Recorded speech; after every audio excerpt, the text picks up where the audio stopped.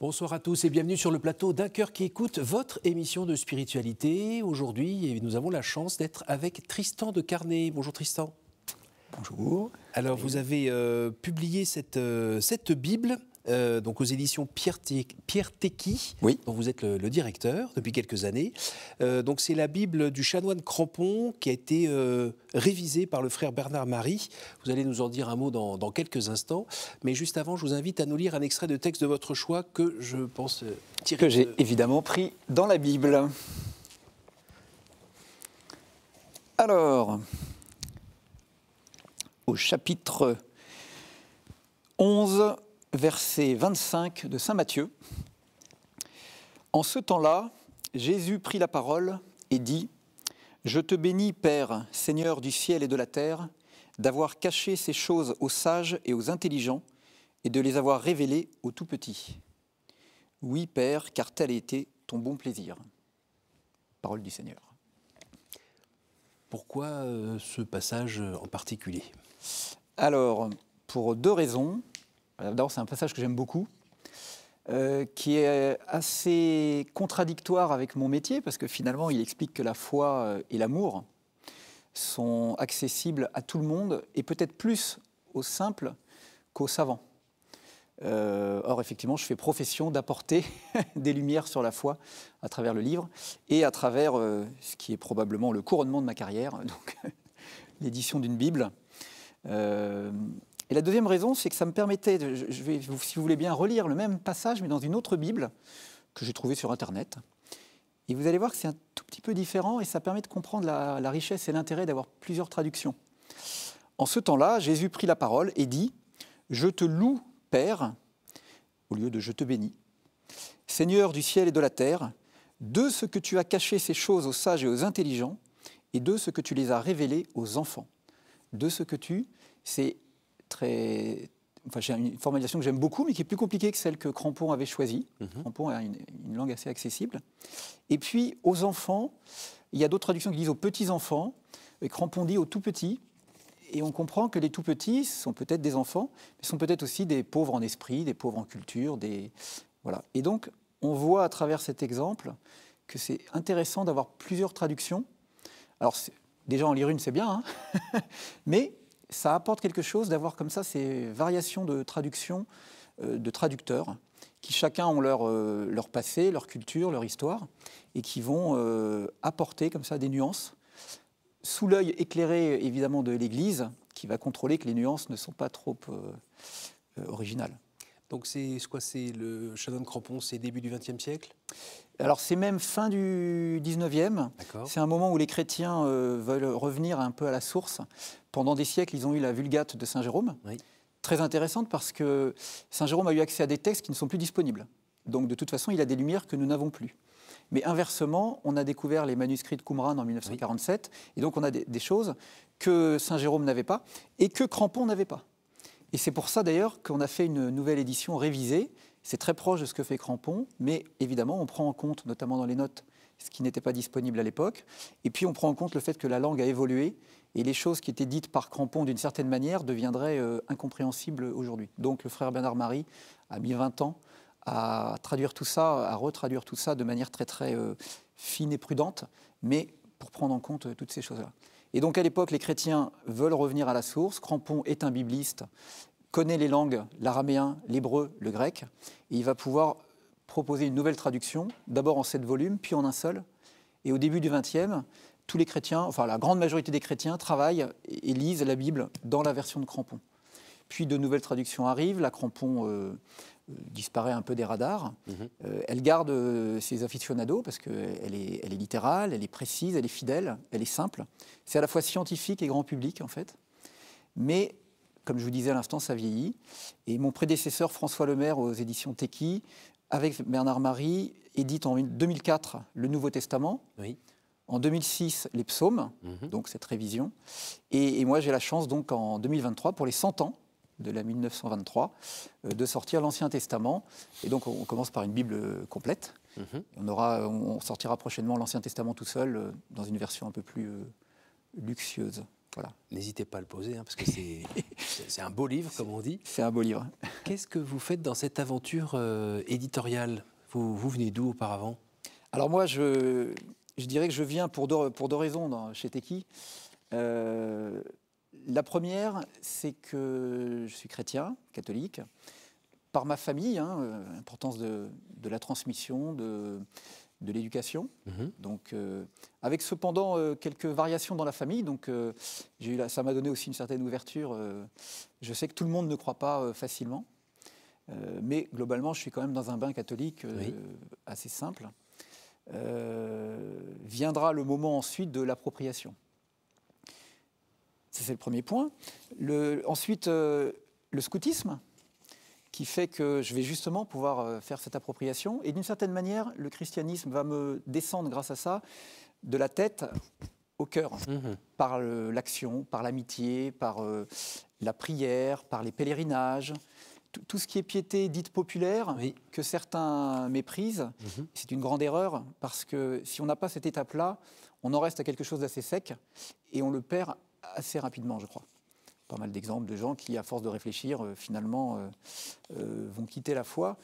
Bien entendu, il faut aussi réfléchir. C'est pour ça que je suis éditeur. Donc, la famille, le scoutisme, et d'ailleurs, je ne peux qu'inviter l'Église à travailler vraiment cette période de l'adolescence, parce qu'on quitte le catéchisme, si on n'a pas le scoutisme ou quelque chose, il va falloir attendre quasiment la préparation au mariage, si tant est qu'on se marie, pour retrouver un contact avec l'Église. Alors si la famille nous emmène à la messe tous les dimanches, ça va bien, mais il y en a beaucoup qui n'ont pas cette chance. Et donc c'est très important que l'Église travaille cet âge-là par différents moyens. Et vous avez eu l'impression à un moment d'avoir une rencontre interpersonnelle avec le Christ Alors, lors d'une veillée, lors d'un pèlerinage? J'ai pas quelque chose à dater, mais les choses en fait s'enracinent par couches successives. C'est plutôt ça. J'ai quand même une illumination à un moment donné, mais elle est plutôt intellectuelle, mais je crois qu'elle est importante. C'est avec un livre de Jean Doja que j'ai apporté. Voilà, Thérèse de Lisieux. C'est un livre dans lequel Jean Doja, que je considère un peu comme mon maître, c'était un scientifique, Jean Doja, mais qui a passé finalement sa vie à faire de l'apologétique et de la catéchèse au centre d'études religieuses qu'il a créé, qui existe toujours. Vous pouvez vous inscrire tous les ans, ça commence en septembre. C'est une formation en 3 ans théologique, la première formation théologique pour les laïcs. Ça se crée dans les années, je ne sais plus, il y a une centaine, enfin, à l'époque du cardinal Verdier, 1925, voilà. Et ça, c'est la 3e étape dans ma vie, en fait. Une espèce d'illumination avec ce livre de Doja, dans lequel, pour la première fois d'ailleurs, d'une certaine manière, on me parle de mystique. On m'a parlé d'église, on m'a parlé de catéchisme, on m'a parlé de Jésus, on m'a parlé de la Bible. Et alors, je fais partie des lecteurs de la Bible par la messe. C'est-à-dire qu'en allant à la messe, on quadrille une grande partie de la Bible. Année A, année B, année C. Voilà, on finit quand même par en voir pas mal. Voilà. Et ça, c'est bien. C'est d'ailleurs probablement une des bonnes choses de la réforme du Concile, c'est qu'on lit beaucoup plus de textes de la Bible. Ça n'empêche pas de la lire chez soi, dans la Crampon ou ailleurs. Mais voilà, une illumination aussi par le livre de Doja et par cette vie de Sainte Thérèse, qui me fait comprendre d'autres aspects de la religion. On nous parle souvent de spiritualité orientale, parce qu'on a l'impression qu'il n'y a pas de spiritualité chrétienne. Il y a l'Église, très dogmatique, et puis il y a les spiritualités orientales. Et ben non, il y a d'abord une richesse de la spiritualité chrétienne immense. Il y a une anecdote assez connue d'un chrétien un peu tiède qui part en Orient et qui va voir un maître lama, et lequel lui demande « mais vous venez d'où? Ah, vous êtes chrétien ?» Et il lui dit « mais si vous êtes chrétien, mais retournez chez vous et votre culture, la mystique chrétienne, elle est pour vous. » Je pense qu'effectivement, il y a une richesse à côté de laquelle on passe. La particularité des éditions Teki aujourd'hui, c'est d'avoir un fond très important qui permet de répondre aussi aux questions d'aujourd'hui, même si ce sont des livres plus anciens. Et si je ne me trompe pas, vous imprimez quasiment à la demande à partir de ce fond? Oui. Alors en fait, on a beaucoup de nouveautés. Mais on a aussi un fonds très riche et on a la capacité effectivement à réimprimer, parce qu'on est aussi imprimeur, les livres en petite quantité. Ce qui permet de garder vivants et disponibles des livres pendant... Et donc ça, c'est la transmission. Et c'est la transmission de ce que faisaient nos prédécesseurs. Vous avez vu que sur la Crampon, je n'ai fait que l'Ancien Testament, c'est mon prédécesseur qui avait fait le Nouveau. Depuis 1868, les éditions Teki cherchent à vulgariser la foi. Le fondateur, c'était le père Félix, qui était un grand prédicateur. Il avait succédé à Lacordaire à Notre-Dame de Paris pour les grands sermons. Conférence de Carême. Voilà. Alors lui, il était beaucoup moins enflammé et il disait la vraie éloquence, c'est l'écrit. Pourquoi ? Parce que les écrits restent. Voilà. Et donc il crée l'œuvre de Saint-Michel, dans laquelle il a besoin d'un libraire, éditeur, bibliothécaire, et c'est le frère marianiste Guillaume Teki qui vient prendre ce rôle après avoir s'est occupé de l'œuvre des bons livres de Bordeaux. Voilà. C'est comme ça que Teki démarre. Si on parle de transmission, vous avez 3 enfants, vous avez la cinquantaine, ça se passe facilement, la transmission de la foi ? Oui, alors en fait c'est assez surprenant, c'est-à-dire que oui, je veux dire que globalement, mais il y a des moments, il y a des conversations où on se dit « Ah zut, un truc qui n'est pas passé » ou « Je suis allé trop loin, ça crée une réaction. Oui. » Et en fait, conseil aux parents, il ne faut pas s'enflammer trop vite parce que quelquefois ce sont des tests. Et donc il faut essayer de continuer à argumenter, à expliquer, à montrer. Et on s'aperçoit qu'il y a des choses qui sont passées alors qu'on ne pensait pas du tout. Il y a eu des réactions qui nous obligent aussi à adapter notre façon de faire et de penser. Mais en l'occurrence, moi j'ai justement là aussi la chance que mes enfants aient parfaitement adhéré au scoutisme. Et donc il y a des choses qui sont passées aussi comme ça. Et c'est vrai que l'éducation, il faut absolument s'appuyer sur... l'écosystème. Oui. Et pas être tout seul. Si on essaye de tout faire tout seul, on crée surtout de l'agacement. Voilà. Côté travail, dans votre parcours professionnel, vous venez d'où et qu'est-ce qui fait que vous arrivez dans ce milieu qui n'est pas forcément le vôtre au début ? Alors en fait, si quand même, et c'est effectivement l'étape suivante. Je parlais tout à l'heure, donc j'étais arrivé au fait que j'avais eu cette formation aussi intellectuelle par le centre d'études religieuses, etc. Et professionnellement, je suis devenu, j'ai fait une école de commerce, je fais l'EDEC, pub, donc je suis devenu vendeur de livres. D'accord. Donc commercial, puis directeur des ventes dans différentes maisons. Et comme ça pendant 20 ans. Et ça me donne une connaissance du marché, du produit. De la diffusion, exactement. Les forces et faiblesses. Exactement. Et comme en parallèle, je continue à être chrétien, et à un moment donné, pour différentes raisons, je me dis que ce serait quand même bien que toutes ces heures passées à vendre des livres, ce soit plutôt à vendre des livres qui correspondent à ce que je crois proche de la vérité. Eh bien, je suis en veille voilà, sur l'édition chrétienne. Et notamment, j'aime bien raconter cette histoire, et ça permet de conclure un peu ce que je dis depuis le début, c'est comment est-ce qu'on arrive responsable de Teki. Effectivement, à un moment donné, je cherche un autre travail. Le dernier entretien a lieu, et ça je me rends compte après, le 19 mars, donc fête de Saint-Joseph, que j'avais prié avant. C'était un moment un peu en termes de travail. Vous étiez un petit peu à un bout de quelque chose, il y avait besoin vraiment de changer. Oui, il fallait changer, oui. C'était difficile, c'était une période un peu de combat, de désert et tout ça. Oui. Et enfin, je trouve quelque chose. Et effectivement, moi, je cherchais un job de responsable de maison d'édition chrétienne. Et je redeviens directeur des ventes d'une maison d'édition profane, juridique en l'occurrence.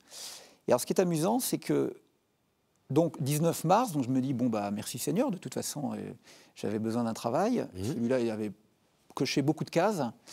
Et ça tombe le 19 mars. Je me dis, bah, ça doit être ça que vous voulez pour moi. Le clin d'œil. Le clin d'yeux. Voilà, oui. Le clin d'yeux. Bien sûr. Voilà. Donc je vais là-dedans pendant 7 ans, intéressant, formateur, qui se révélera utile. Et un nouvel air. Et un nouvel air. Et ce qui est amusant, c'est que, enfin qui est encore plus amusant, c'est que ces 7 ans vont permettre aux éditions Teki d'évoluer et d'avoir besoin d'un nouveau patron. Et ce qui fait qu'au bout de 7 ans, je vais effectivement quitter cette maison juridique et reprendre les éditions Teki. Voilà. Et Vous donc, êtes assez à cheval sur les dates, vous reprenez ça à quel moment? alors donc, oui, alors effectivement, donc je deviens effectivement gérant le 1er avril 2018. Ça, c'est pas un clin d'yeux, celui-là. Eh bien si, puisqu'en fait, ça s'est révélé le dimanche de Pâques 2018. Ça va, on retourne. Voilà. On retrouve un clin d'yeux. Et donc je me dis que probablement je suis à ma place. Alors je reste vigilant. Hein, je suis arrivé maintenant, donc je viens de publier. Nous venons de publier, hein, parce que on est 15 chez Teki. Hein. Mais c'est voilà. ce qu'on appelle une bible d'éditeur? Non, disons qu'il n'y a pas beaucoup d'éditeurs qui ont des bibles. Oui. Et donc non, parce que c'est vraiment la bible de Crampon. Et révisé par Bernard Marie, donc c'est la parole de Dieu. Mmh. nous, on est là en appui et pour essayer de la diffuser le mieux possible. Voilà. Et la diffusion, elle est nationale, internationale Ah bah oui, elle est. Alors après, avec les moyens qui sont les nôtres, mais effectivement, on a dans notre maison aussi les éditions Saint-Paul qui sont assez connues dans le monde, notamment africain. Et donc, on a accès aussi à toute la francophonie, en fait. Quand on vous écoute, on se dit que finalement, dans ce passage de votre vie, donc vous êtes marié, vous êtes avec vos 3 enfants qui maintenant commencent à grandir. Professionnellement, vous travaillez un petit peu à la mission quand même. Oui. Voilà, vous nourrissez votre cœur, votre foi, et finalement tout va bien là. Vous êtes sur un fauteuil, ça roule tout droit tranquillement. Il y a... Non. Non. Non, parce que comme vous le dites, je m'améliore intellectuellement, j'apprends beaucoup de choses, j'enrichis ma culture, je comprends mieux certaines choses que je ne comprenais pas, je sais mieux où aller les chercher. Et si je suis chez Teki, c'est aussi pour ça que je l'ai fait. Comme je vous disais tout à l'heure, tant qu'à faire de travailler 12 heures par jour, essayons de les mettre à la mission. Mais comme disait un ami éditeur religieux, premièrement, tous ces livres, à quoi bon? Il faut que les gens lisent la Bible. Bon, d'accord. Ah, faut qu'on se parle. Bon, alors c'est pour ça que je suis content d'avoir sorti la Bible. Je vais pouvoir aller retourner le voir en lui disant bon, je l'ai fait. J'ai bien entendu. Mais deuxièmement, il reste l'application. Comme vous dites, il faut que ça descende dans les pieds, dans le cœur, dans les mains. Je me retrouve responsable, manager d'une équipe. Est-ce que je fais ça bien? J'espère que le management chez Teki est à peu près cohérent avec la foi chrétienne. Et je vous dis d'ores et déjà que probablement pas suffisamment. Et donc, bon, ils savent me le dire. Et donc, en fait, tout reste à faire. Mais j'ai quand même, vis-à-vis de la famille, vous ne pouvez pas travailler trop non plus. Mais n'empêche que voilà, j'ai quand même un accès à... Et effectivement, le même ami, sur le coup de la Bible, là, disant attention, l'éditeur catho qui pourrait se croire arrivé parce qu'il y passe du temps. Oui. En fait, non. On a aussi notre caractère qu'il faut continuer à oui, c'est bon pour l'humilité, ça. Oui. Entre ce qu'on lit, ce qu'on aimerait et ce qu'on est, il y a toujours... ça fluctue. On voit qu'il y a un décalage. Oui. Quand vous relisez les 50 années qui sont passées déjà, notamment dans votre vie de foi, vous avez le souvenir de temps un peu de désert quand même, des petits passages où c'est sec? Alors, par rapport à la foi, pas tant que ça. C'est plutôt la braise qui a toujours été là? Non. Enfin, comment dire, moi, j'ai toujours été très bon. Alors, dimension un peu intellectuelle, donc très intéressé par ça, illuminé par ça. C'est-à-dire que j'ai vraiment...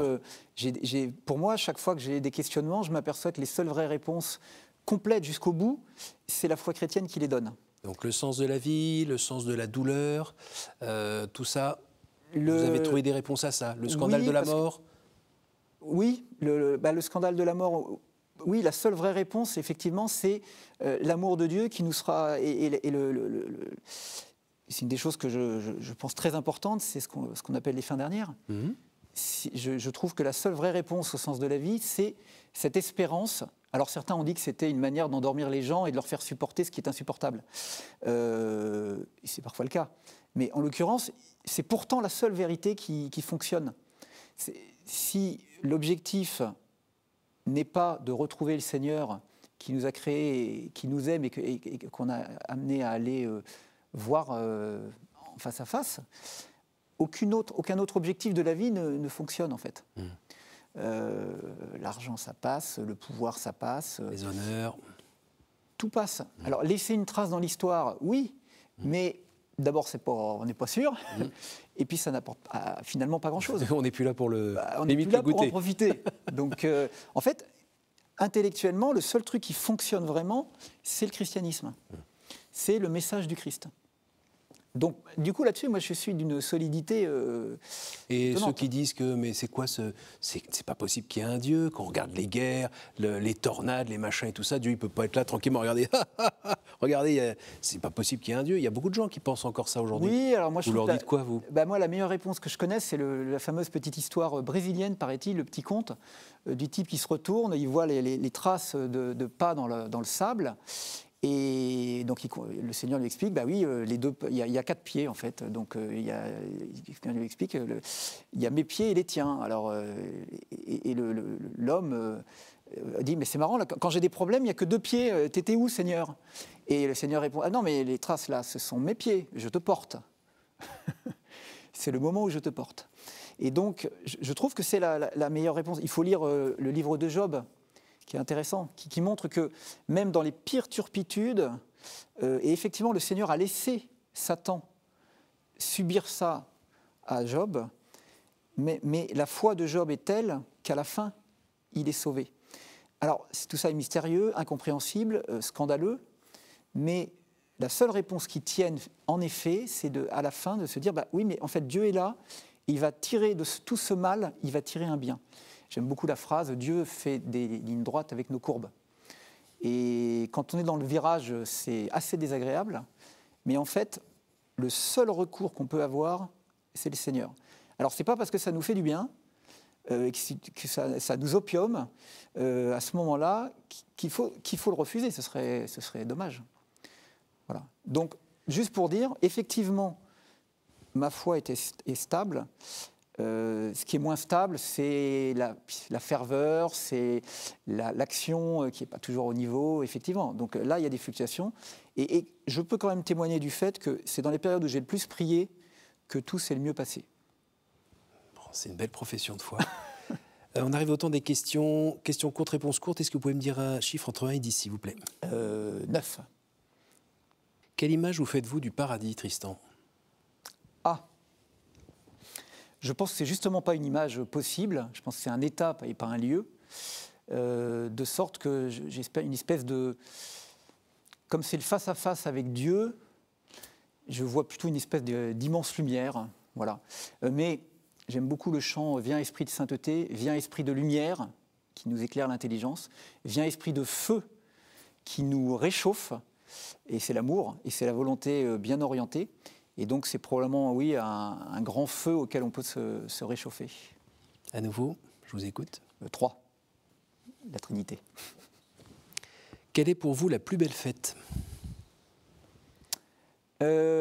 Difficile à dire, mais j'ai redécouvert récemment la Toussaint, dont d'ailleurs on a fait un livre là-dessus, et c'est l'auteur qui disait ça, c'est la fête de la joie. Parce que les saints, c'est qui? C'est les gens qui sont justement autour de ce feu de Dieu. Et donc, je ne suis pas sûr que chrétiennement, la plus grande fête, c'est Pâques, hein, c'est la résurrection. Oui. Mais je trouve intéressant de remettre en avant la Toussaint, parce qu'on la voit très triste, hein, il fait froid, c'est l'hiver. On confond avec la fête des défunts. Voilà, voir l'horrifique fête de la veille, un peu orange, vous voyez. Et en fait, non, ce n'est pas la fête des défunts, c'est la fête des saints, de ceux qui voient Dieu. Une dernière? Oui, la une. Quel est l'endroit ou le lieu qui vous porte le plus à la prière? Probablement l'église à genoux devant le Saint-Sacrement. Mais il ne faut pas s'en contenter parce que quand j'ai repris Teki, on a mis dans un des livres un chant que ma fille en fait, a mis en musique comme chef-d'œuvre scout, Oui. le Notre Père, qui venait de changer au niveau de la traduction, justement. Oui. Et j'ai beaucoup chanté ce Notre Père en pédalant sur mon vélo. Et c'est une période, je pense, alors il y avait l'enthousiasme du début, Oui. Teki, etc. Mais je pense que chanter le Notre Père sur mon vélo, je sais que vous aimez bien le vélo, vous aussi, était un bon endroit pour prier, finalement. Super. Merci beaucoup, Tristan. Merci d'être venu Merci, Cyril. avec tous ces beaux livres, notamment Oui. cette Bible de Crampon, alors on peut l'appeler Voilà. comme ça. Oui. Merci beaucoup. Et puis, merci pour votre témoignage aussi. Je rappelle que vous pouvez retrouver cette émission sur notre site www.ktotv.com. Merci à vous tous pour votre fidélité et à la semaine prochaine.